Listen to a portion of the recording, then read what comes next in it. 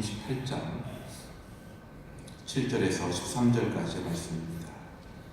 예레미야서 38장 7절에서 13절까지의 말씀입니다. 한 절씩 교독하시겠습니다. 왕궁 내시 구스인 에벤멜렉이 그들이 예레미야를 구덩이에 던져 넣었음을 들으니라. 그때 왕이 베냐민 문에 앉았더니 에벤멜렉이 왕궁에서 나와 함께 아뢰어 이르되 내 주 왕이여, 저 사람들이 선지자 예레미야에게 행한 모든 일은 악하니이다. 성중에 떡이 떨어졌거늘 그들이 그를 구덩이에 던져 넣었으니 그가 거기에서 굶어 죽으리이다 하니 에벤멜렉에게 명령하여 이르되 너는 여기서 30명을 데리고 가서 선지자 예레미야가 죽기 전에 그를 구덩이에서 끌어내라. 에벤멜렉이 사람들을 데리고 왕궁 곳간 밑방에 들어가서 거기에서 헝겊과 낡은 옷을 가져다가 그것을 구덩이에 있는 예레미야에게 밧줄로 내리며 구스인 에벤멜렉이 예레미야에게 이르되 당신은 이 헝겊과 낡은 옷을 당신의 교단 위에 대고 줄을 그 아래에 대시오. 예레미야가 그대로 하며 읽겠습니다. 그들이 줄로 예레미야를 구덩이에서 끌어낸지라. 예레미야가 시대들에 머무니라. 아멘. 헨리 아담스라는 사람이 친구와 관련된 글을 이렇게 표현했습니다. 일평생 한 명의 친구는 상당한 것이다. 두 명은 많고 세 명은 거의 불가능하다. 여러분에게 몇 명의 친구가 계십니까? 여러분은 몇 명의 친구가 계십니까? 참 부끄러운 말이면서도 안타까운 현실은 목사들에게 친구가 별로 없다라는 사실입니다. 크리스찬리티 투데이라는 잡지가 있습니다. 북미지역에서 나온 잡지인데요. 그 잡지에서 몇 년 전 연재된 글이 있습니다. 그 제목은 목사의 고립, 친구가 없다 라는 제목입니다. 목사의 고립, 친구가 없다. 여느 누구와 마찬가지로 친구가 참으로 중요한 목사들이지만 생각만큼 친구를 잘 못 사귀는 것이 바로 목사들이기도 합니다. 그 글에서 목사들이 친구를 잘 사귀지 못하는 이유를 몇 가지를 이렇게 나열하더군요. 그 중에 흥미로운 몇 가지만 소개를 드려보겠습니다. 첫째로 약함이야말로 진정한 친구를 찾는데 꼭 필요한 건데 목사들이 부끄러워하고 피하고 싶어하는 것이 바로 그 약함이라는 것이죠. 마주하는 성도들, 다시 말하면 목사도 인간이라 인정하면서도 동시에 보다 성숙하고 보다 자기 절제 잘하고 자기 조절이 잘 이루어진 그런 존재이기를 다른 사람들, 다시 말하면 성도들이겠죠. 다른 사람들이 바란다라고 생각을 한다는 거예요, 목사들이 스스로. 그래서인지 목회자 스스로도 자신이 그래야 된다, 그렇게 생각을 하는 것이죠. 자신의 속을 감추고 영적으로 힘든 사람들을 돕기 위해 많은 에너지를 쏟아야 되는 그런 상황에서 목회자 스스로가 약해지기를 선택하는 것은 좀처럼 쉽지 않은 선택일 것입니다. 둘째로, 목회자들은 새 힘을 얻으려고 하면서도 고독해지려 한다는 겁니다. 무슨 말일까요? 목사들이 영적인 힘을 얻기 위해 가장 권고되는 방법이 무엇일까요? 성도들에게 권면하고 격려해드리는 것과 별다르지 않겠죠. 말씀을 더 깊이 있게 읽고 묵상하고 기도하고 때로는 침묵하는 것, 그러한 시간들을 통해서 힘을 얻을 수 있다라고 그렇게 생각할 겁니다. 결국 사람들과 접촉하게 되기보다는 다소 떨어져 있게 되는 그런 만드는 방법들이 대부분이더라는 거죠. 물론 중요하고 가치 있는 시간들입니다. 말씀 보고 기도하고 침묵의 시간을 갖는 것 가장 중요한 시간들이겠죠. 하지만 이런 시간들이 공동체적인 일종의 관계적인 참여와 훈련 방법들과 함께 조화를 이루지 못하면 오히려 더 고독해지는 그런 자리에 빠지게 되고 말 것입니다. 다시 말하면 건강한 고독을 넘어서서 건강하지 못한 고립의 단계에 이를 수 있다라고 그 글에서는 경계하고 있더군요. 목사들만의 문제가 아니겠죠. 여기 계신 분들 중에도 이에 해당되시는 분들이 계실 거라 생각합니다. 이외에도 다소 민감한 부분에 이르기까지 목사에게 친구가 없는 이유를 이렇게 쭉 나열하고 있더군요. 그 가운데 방금 말씀드린 두 가지. 친구가 생기기 위해서는 상대방에게 나의 약함을 인정해야 된다는 것.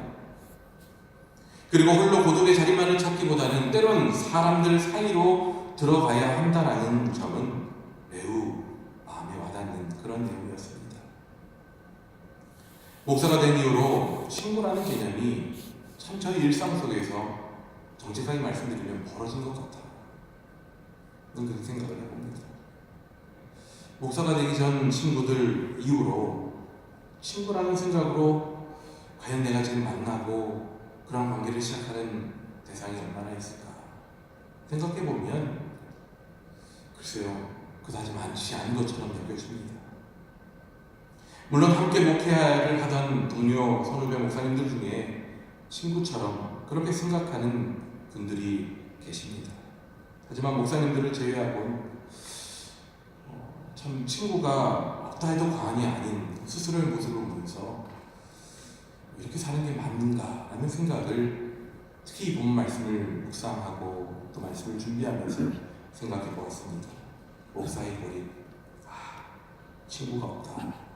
그 글의 제목이 어쩌면 저 자신의 고백과도 같이 느껴졌습니다. 여러분들은 어떠십니까? 친구가 굳이 신앙생활을 논하는 데 있어서 필요한 논의의 영역인가 라는 그런 생각이 들 수도 있겠습니다만, 오늘 본 말씀 속에서 우리는 친구의 존재가 어쩌면 나라는 존재에 대한 바른 성경적인 이해, 성경적인 가치관 속에 과연 나는 바로 서 있는가라는 것을 돌아볼 수 있는 하나의 중요한 잣대가 될 수도 있겠다라는 생각을 해보게 됩니다. 친구의 많고 적음으로 나 자신의 삶이 성공적인가 아닌가를 따질 것은 아니지만, 친구의 존재를 통해 나 자신을 어떻게 하나님 앞에 세워가고 있는가 라는 것을 돌아볼 수 있다는 점에서 의미 있는 그러한 작업이라 여겨집니다.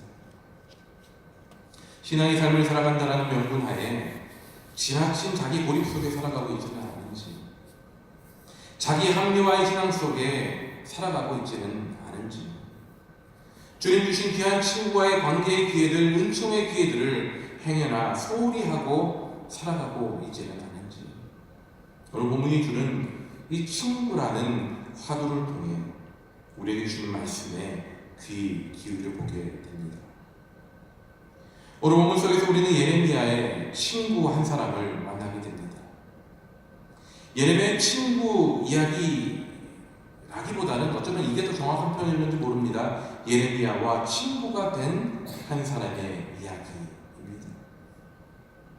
그는 이디오피아에서 온 외국인이었습니다. 흑인이었죠. 왕궁 넷이라고 본문은 소개하고 있습니다. 좀 더 구체적으로 그의 역할을 말하자면 유다 정부의 이 왕실의 행정관의 역할을 맡고 있는 사람이었을 것으로 추정되어집니다. 그의 이름은 에벳 멜렉이라는 사람이었습니다. 매우 의외의 인물입니다. 당시로 봐서는 외인이었죠. 왕궁에서 일하는 황관이었기에 어쩌면 침묵 속에 지내는 것이 자연스럽게 여겨집니다. 하지만 오늘 본 말씀에 등장하는 에벳 멜렉은 침묵하고 있지 않습니다. 악에 대한, 불의에 대한 침묵을 간과할 수 없었던 그는 누구도 문제 삼지 않고 있었던 그 상황에 목소리를 내기 시작했죠. 당시 고관들이 예레미야를 고발합니다.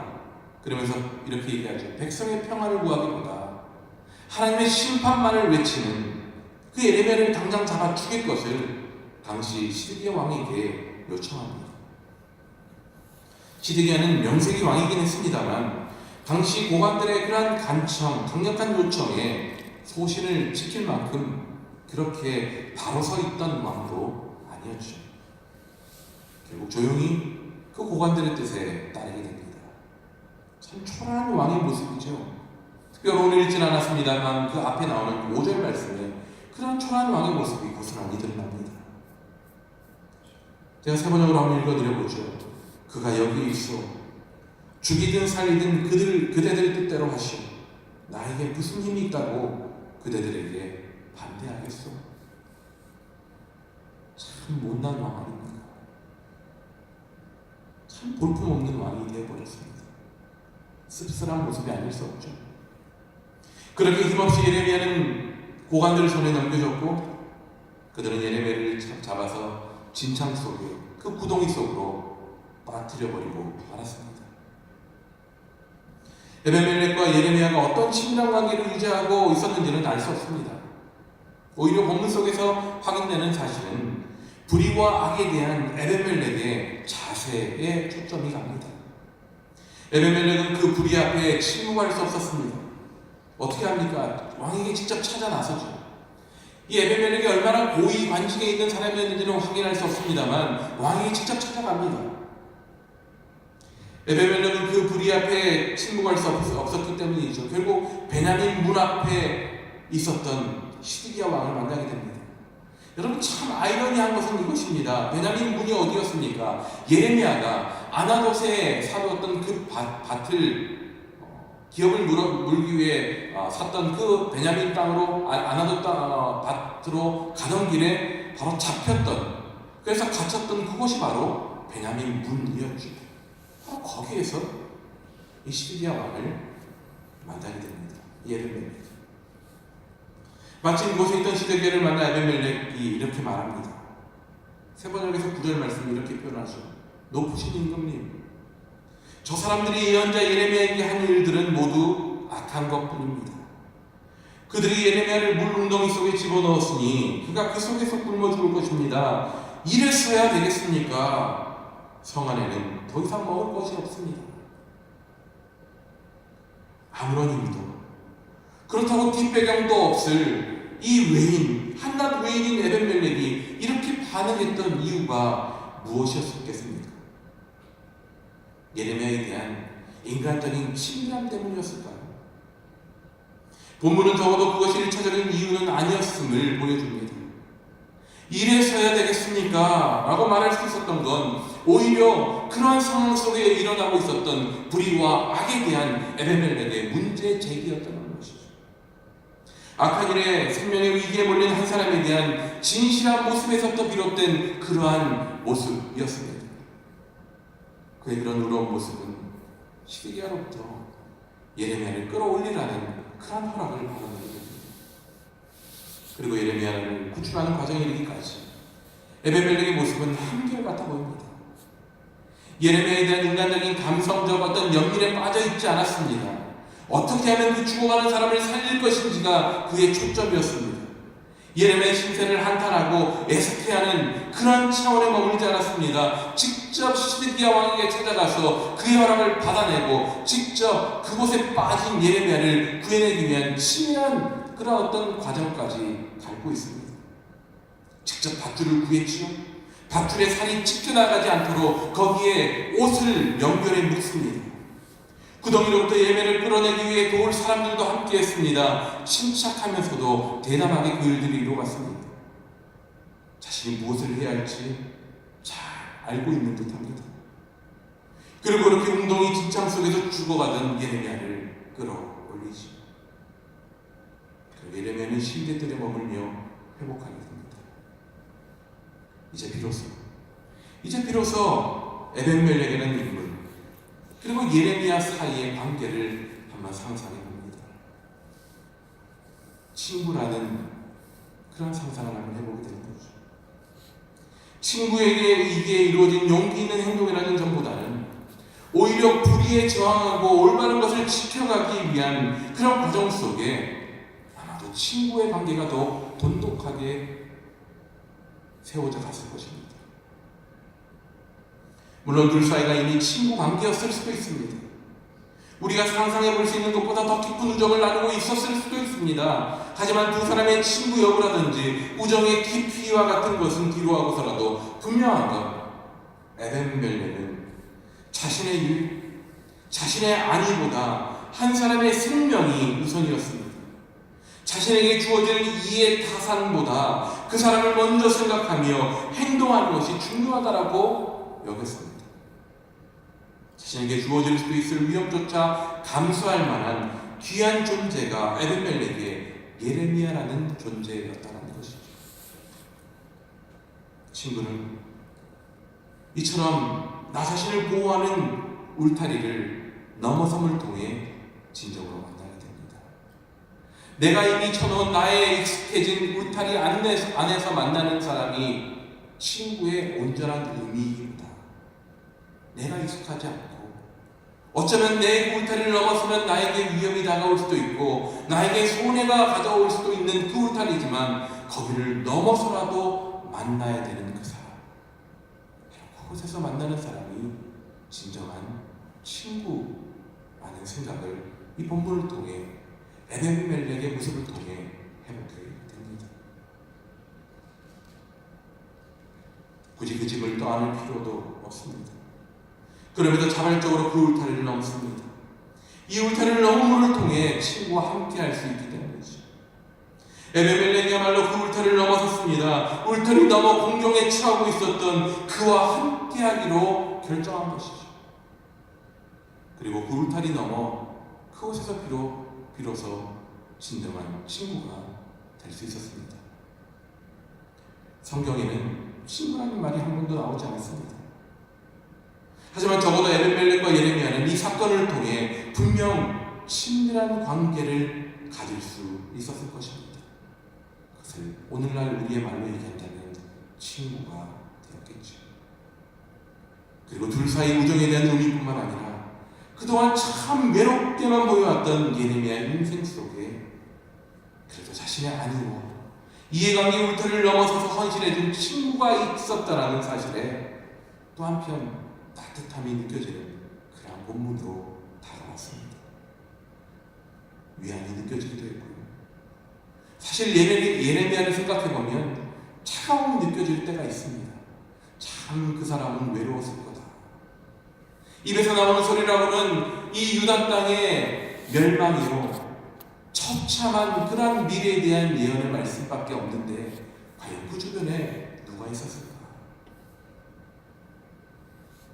박수갈채는 물론이고 주변 사람들조차 가까이 하기 꺼려지는 그런 무거운 사명만 감당했을 그런 선지자로 생각이 됩니다. 하지만 그렇다고 그를 생각하는 친구가 없었던 것은 물론 아니었죠. 우리가 앞서서 읽었던 26장이라든지 26장에 보면 아히멜이라는 사람이 나옵니다. 이 역시 예레미야가 죽음의 위기에 처했을 때 예레미야를 살려줬던 사람이죠. 예레미야의 서기관 역할을 담당했던 바룩도 끝까지 그와 함께 위기 속에서도 함께 해주었던 동지였죠. 그냥 보기엔 냉혈한 같고 차가운 존재 같은 예레미야에게도 그런 친구가 없지 않았습니다. 그런데 오늘 나오는 이 에벤멜렉 역시 예레미야에게는 정말 큰 친구였을 거라는 생각에 앞서 말씀드린 헨리 아담스가 얘기했던 그 이야기대로라면 예레미야는 엄청난 성공한 인생을 살았다고 해도 과언이 아닐 것입니다. 이는 다른 관점에서 보면 40년의 선지자로서의 삶을 통해 단련될 만큼 단련된 예레미야에게도 친구의 따스함, 친구의 계산 없는 마음, 기댈 곳이 필요했던 그런 존재였음을 우리가 보게 된다는 거죠. 여러분 40년 동안 한 우물을 팠던 사람입니다. 아마도 주변의 도움 없이도 그 길을 정말 힘있게 갈 수 있었을 그런 경험의 소유자였을 것입니다. 하지만 끊임없이 그에게 친구의 존재가 필요했음을 이 예레미야서의 중간중간에 언급되어지고 있는 것을 볼 때 그 역시도 친구의 따스함, 친구의 계산 없는 그러한 다가옴이 필요했던 그러한 연약한 존재였음을 우리들은 보게 되죠. 그에게도 친구는 필요했습니다. 자신에게 닥친 위기를 극복하기 위해 친구가 필요하기도 했지만 그런 예레미야 역시도 인간이기에 친구가 필요했습니다. 정상적인 인격을 가지고 살아가고 있는 사람이라면 자기 혼자서 충분한 사람은 어디에도 없습니다. 혼자서는 충분하지 않기에 우리에게 배우자를 허락하시고 또 다른 가족 구성원을 허락하여 주시는 것이죠. 함께하는 동료를 우리들에게 허락하여 주시는 것입니다. 나 혼자 할 수 있다라는 오만 그 생각으로는 결코 하나님께서 계획하신 삶의 아름다움을 우리는 다 누릴 수도 없고 나눌 수도 없는 것이지. 우리 인간 창조에서부터 홀로 외로이 있는 것을 안쓰럽게 여기신 하나님의 마음, 피를 지어주신 이유이듯이 우리 인생의 목표가 결코 어떤 존재도 나에게 필요하지 않는 그러한 상태가 될 수 없다라는 것을 우리들은 이 말씀을 통해 기억해야 할 것입니다. 예레미야는 그러한 인간 창조의 의미를 잘 알고 있었던 것 같습니다. 외로운 사명을 감당했지만 그럼에도 그의 인생을 함께 나누며 기대고 함께 걸어갈 친구가 필요하다는 사실을 잘 받아들였다는 것이죠. 그것이 바로 오늘 본문 에벤멜렉이 던진 밧줄을 잡은 바로 예레미야의 그 손길에서 느껴졌습니다. 지금 좀 상징적인 그런 의미일 수도 있겠죠. 살려면 잡을 수밖에 없었겠죠. 하지만 그것을 잡은 에벤멜렉의 그 어떤 친구의 그 마음으로 내려진 그 밧줄을 잡은 그 예레미야의 손길이 나도 너가 필요하다라고 마치 그렇게 표현하는 것만 같이 느껴졌다는 것이죠. 그 손길을 잡으면 친구를 향한 가슴 뜨거운 사랑의 마음을 느꼈을 겁니다. 그리고 이것이 바로 친구의 의미구나. 그리고 친구를 통한 하나님의 마음과 계획을 가슴 깊이 느낄 수 있었을 겁니다.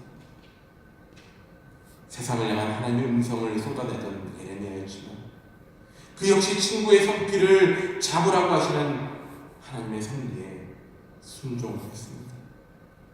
다른 누군가가 자기를 돕도록 자신의 연약함을 내어 보이는 것, 다른 사람으로부터의 자비를 감사함으로 받아들일 수 있는 것, 그것이 바로 하나님이 세우신 예레미야라는 인간의 그릇의 크기였음을 바로 이 장면을 통해 느낄 수 있었습니다. 사실 누군가에게 친구의 마음을 나누고 우정을 베푸는 것이 오히려 더 쉽다고도 합니다. 누군가에게 친구로서의 마음을 베푸는 것이 더 쉽다는 거죠. 유진 피터슨이 고백한 것처럼 우정을 줌으로써 우리는 나의 강함을, 나의 힘있음을 타인에게 나누게 되지만 누군가로부터 우정을 받음으로써 나는 나의 연약함을 드러내는 것이 되기 때문입니다.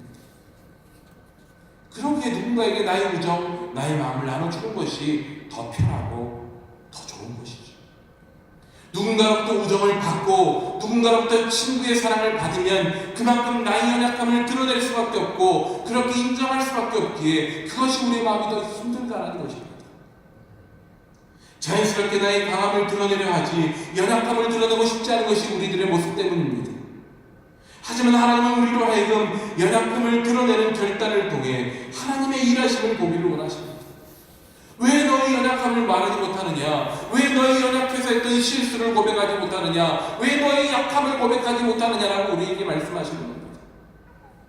그 약함을 네가 고백하면, 내가 당신의 도움이 필요하다라고 내가 얘기하면, 내가 이렇게 연약해서 이것밖에 안 되니 당신이 나를 도와줘야 됩니다라고 그렇게 고백하면 함께 할 텐데 왜 그걸 못하느냐? 라고 그렇게 우리에게 말씀하시는 거죠. 그 결단이잖아요. 나의 연약함을 그대로 드러내는 그 결단의 순간 우리의 친구 되시기 위해 인간의 몸으로 낮아지신 예수 그리스도를 우리는 만날 수 있게 됩니다. 그저 우리 눈에 보이는 인간의 친구를 얘기하는 것이 아닙니다. 우리가 낮아질 대로 낮아지면, 우리의 연약함을 고백하면, 우리의 연약함을 드러내면 바로 그 자리에 우리를 도우실 이 땅에 오신 예수 그리스도를 우리가 만나게 된다는 것이죠. 예수님을 만나는 자가 우리를 향해 친구의 마음으로 당신의 하늘보다 울타리를 뛰어넘으신, 그래서 우리로 하여금 주님의 강함을 누리시도록 이 땅에 내려오신 예수 그리스도, 그분께서 너희 연약함을 드러내라고 말씀하십니다. 예수님께서 왜 이 땅에 오셨습니까? 예수님의 잘남과 예수님의 능력을 드러내시기 위하십니까?